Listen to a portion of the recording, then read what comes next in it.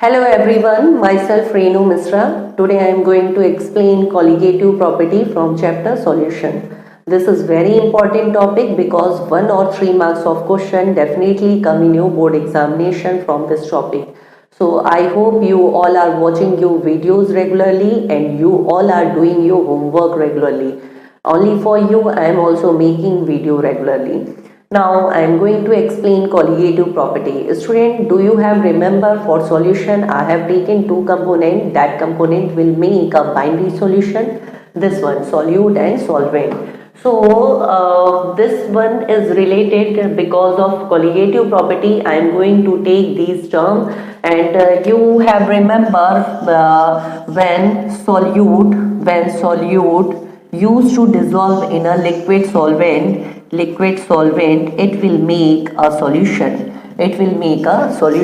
This one you have remember. When solute used to dissolve in a liquid solvent, it will make a solution. So this solution having various property, and which kind of property we can see by the number of particles which used to dissolve in a liquid solvent, and these number of particles will dispersed in a solvent. And when these particles will disperse in the solvent, these particles will show various type of property. These various type of property is known as colligative property of a solution. So it will change into solution form. Because of number of particle of a solute will disperse in liquid solvent, and when it will disperse in liquid solvent, it will show various type of property, and these various type of property is known as colligative property. So we can write the definition of colligative property. Those property of a solution which depend only upon the number of solute particle present in volume of a solvent is called colligative property. So student, this one you understand here, number of particle will show various type of property, and it will show various type of property, and these various type of property we can say colligative property.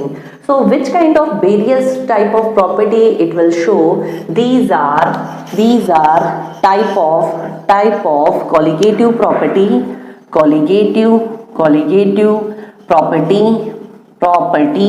That is first one is relative lowering in the vapor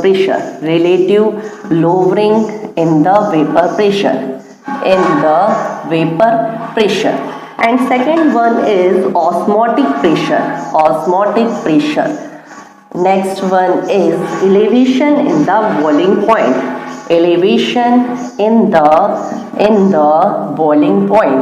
And last one is depression in freezing point. So these type of various property will show when number of solute particle will disperse in liquid solvent.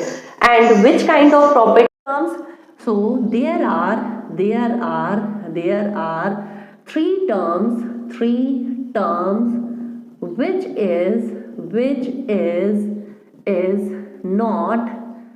do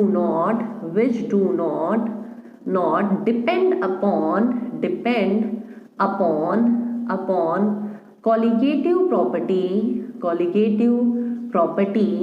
that is nature of solute particle.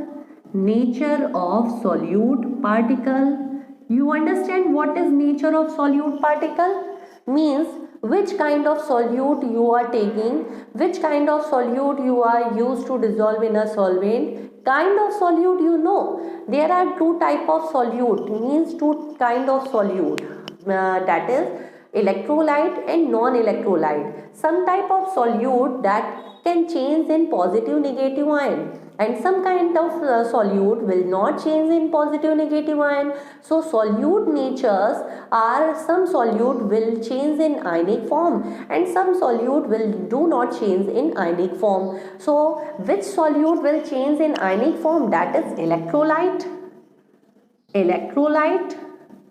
and which will not change in ionic form? That is non-electrolyte.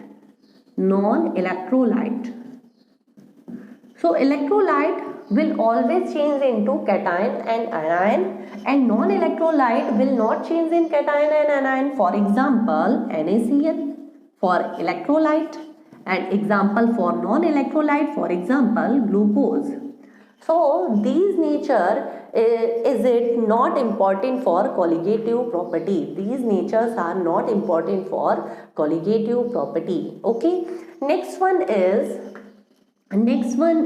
composition.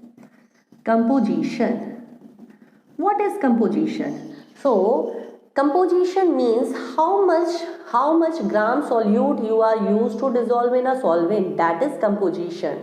That is not fixed, means any amount you can use to dissolve in a solvent, and you can see these colligative property, you can study these colligative property in a solution, so that composition are not required for colligative property. Any amount you can take for the to make a solution, any kind of amount, that means in gram, in milligram. Okay, that is not fixed. So composition is also not required for colligative property. Next third is molecular formula. Okay, so molecular formula is also not depend on the colligative property, means molecular formula is also not required for colligative property. I can say molecular formula is also not required for the explanation of colligative property. So these terms are not required, means these terms is not necessary to explain the colligative property. Okay, which terms is not necessary? That is nature of solute is not necessary, and composition is also not necessary, and molecular formula is also not necessary. Okay. Now I am going to introduce one by one all these colligative property. So your first colligative property is relative lowering in the vapor pressure. So first one is relative lowering in the vapor pressure.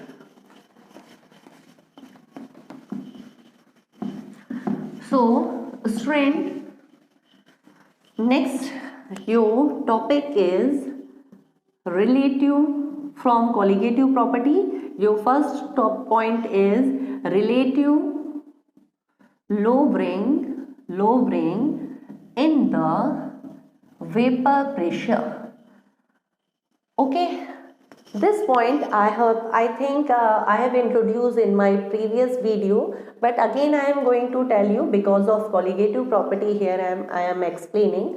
So what is relative lowering in the vapor pressure? So you know student, if single component, for example a solvent I am taking here, solvent that is for example water I am taking in this beaker, and at 100 degrees Celsius you know water will boil, and water can change into vapor form also. Okay, you can see vapor means large amount of vapor in this container. Okay, so here water is changed into vapor form. Okay, and this is the vapor, and vapor will exert pressure on the liquid container or on the surface of liquid. Okay, you know very well vapor is obtaining by the liquid solvent, so that vapor can exert pressure on this surface of container or on the surface of liquid also. Okay, this kind of pressure we can see that vapor pressure. Vapor pressure. For pure liquid I have taken here, so vapor pressure I can represent by pure P naught and A, that means water is a solvent, so P naught A. Okay, so this is pure form of a pure vapor pressure of liquid solvent. Now I am going to putting some non-volatile solute in same container. This is solvent, this is your same container I am making here, but in this container I am going used to dissolve a non-volatile solute. You know what is non-volatile solute? That solute which cannot change into vapor form, that is non-volatile solute, and which can change in vapor form, that is volatile solute. Okay, so here I am taking non-volatile solute. Now non-volatile solute mixed in this solvent and changed into solution. Now again I am going to heat this solution. Now I am watching, now you also can watch, only few vapors are present in this container. Why? Because of this non-volatile solute. Why because of non-volatile solute? Because solute is not vaporizing, and solute is also making some boundary for solvent, so that solvent cannot vaporize.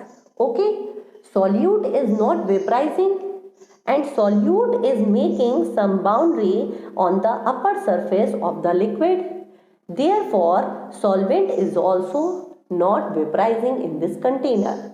Only few molecules we can see is vaporized by this solution. Okay, so that this vapor pressure we can represent by TS, that means vapor pressure of solution. Okay, so you are watching here pure solvent having so many vapors, so that the pure solvent exert more vapor pressure and solution exert less vapor pressure because of only few vapors are there. It's mean this is greater than this one. Pure vapor pressure is always greater than vapor pressure of solution. So how much vapor pressure reducing here? That vapor pressure, that reducement we can write by delta P is equals to P naught A minus PS. Okay, we can write this how much vapor pressure lowering. So lowering in the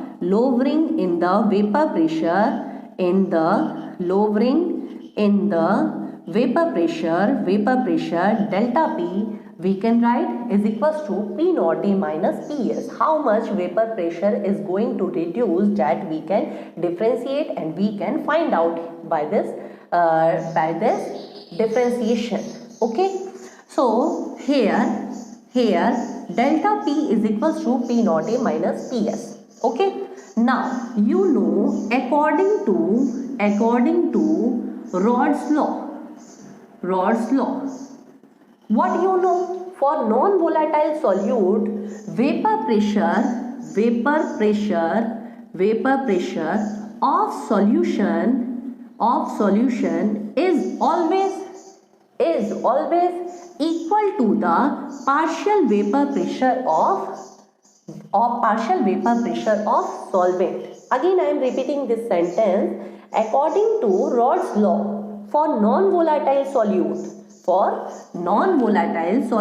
for second case that you have remember, for non-volatile solute, vapor pressure of solution, that is vapor pressure of solution is always equal to the vapor pressure of partial vapor. This one is partial vapor pressure of solvent.